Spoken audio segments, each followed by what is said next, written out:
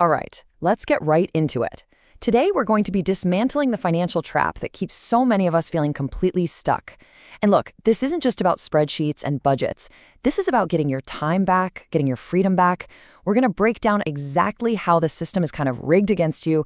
And this is the important part, we're going to give you the blueprint to beat it. This just gets to the absolute heart of it, doesn't it?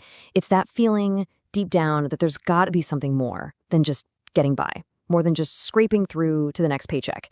It's a kind of bone-deep exhaustion that I think way too many of us are familiar with. I mean, just think about your morning. It starts with a jolt, right? A scream. Not with peace. You slam that snooze button, trying to bargain for just a few more seconds of quiet, but the stress, it's already creeping in. You drag yourself out of bed, chug that coffee just to feel like a human being, and get ready to give away the best hours of your day to make someone else rich.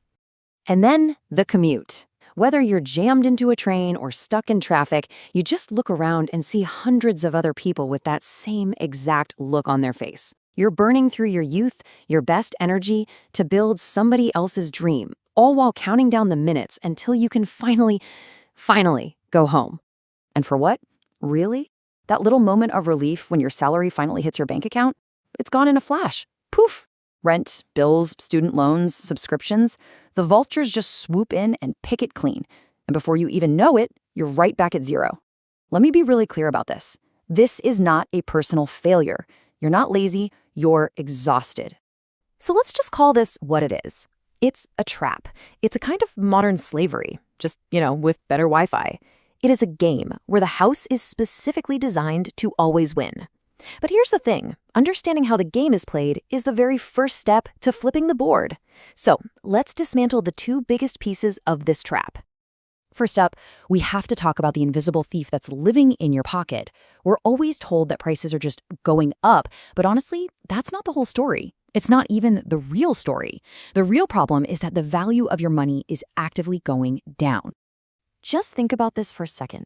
Your grandfather, he might have bought a whole house on a single salary. Your dad, maybe he supported a family of 4 on one income. And now, look at us. We're often more educated, we're working longer hours, and yet so many of us are struggling just to pay rent. So what on earth happened? Well, the core of the problem is that our money is fundamentally broken. See, when governments and central banks just create trillions of new dollars out of thin air, it devalues all the money that's already out there. It's the most basic rule of supply and demand. Every new dollar they print steals a tiny fraction of value from the one sitting in your wallet. And this right here is why saving cash in a regular bank account is a losing game.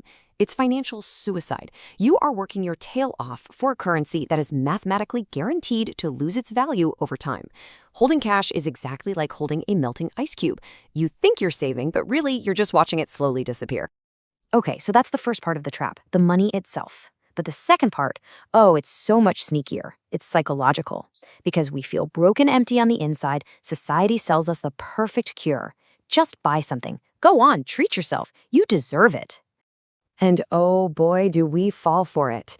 A new watch, a vacation we put on a credit card, a designer bag. We think this is ambition, but it's a trap. It's a temporary high, a quick dopamine hit that fades almost instantly, leaving you with nothing but a mountain of debt that's stealing from your future. I want you to look at your credit card in a new way. They sell it to you as a tool for freedom, for convenience. But what it really is a handcuff. Every single time you swipe that card for something you don't truly need, you are selling hours of your future self to the bank. You're trading your freedom tomorrow for a cheap thrill today. So how in the world do we escape? How do we break free? Well, it all starts with 2 simple words. 2 words they almost certainly did not teach you in school, but they are the entire foundation of wealth. Understanding the difference between these 2 words is the key that unlocks the cage. You see, the wealthy don't just work harder, they work smarter. They have no intention of grinding away until they're 65. So what do? They create an army of clones to do the work for them. And that army is called capital. Your entire goal is to stop being the worker and start building your own army. Okay, listen closely because this is probably the most important financial lesson you will ever learn. It's so simple. An asset puts money in your pocket. A liability takes money out of your pocket. That's it. That is the entire game. The wealthy spend their lives acquiring assets. Everybody else? They acquire liabilities that they think are assets. So let's meet your army. These are your assets. We're talking about things like stocks, gold, maybe some income-generating real estate, or even your own side business. These are your soldiers. They work for you 24/7, even while you're sleeping. They either grow in value or they produce income for you. Every single dollar you invest here is another soldier fighting for your freedom. And now let's look at the other side. These are the wealth drainers. That fancy car? It's a money pit of depreciation and insurance. Designer clothes? Worthless the second you wear them.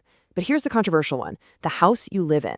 Now, if that house is costing you money every single month, in a mortgage, in taxes, in repairs, and it's not generating any income, it is a liability, not an asset. It's taking money out of your pocket. Okay, so you get the concepts, but what do you actually do? Like right now, today. Well, here it is, the simple, life-saving blueprint. It's not sexy, it's not a get-rich-quick scheme, but trust me on this, it works. This is the 50-30-20 rule, and it's just a super powerful way to tell your money where to go instead of wondering where it all went. It's about taking command. Here's how it breaks down. First, a maximum of 50% of your take-home pay can go to your absolute needs. We're talking rent, food, utilities, the survival stuff. And if that number is higher than 50%, then you have an income problem, not a spending problem. Next, 30% is for your wants. Yes, you should enjoy your life. Netflix, dinner out, whatever. Just don't be stupid about it. And finally, the most important slice, 20%. This part is completely non-negotiable. It doesn't belong to you today. It belongs to your free future self. And this 20% goes directly into building your army of assets every single month. So at the end of the day, it really all comes down to this. Being broke is hard. Continuing to complain and feel stuck in the rat race, that's hard. But you know what? Taking control, making sacrifices, and building your asset army, that's also hard. The difference is, only one of those paths actually leads somewhere better. The choice is yours. Choose your hard.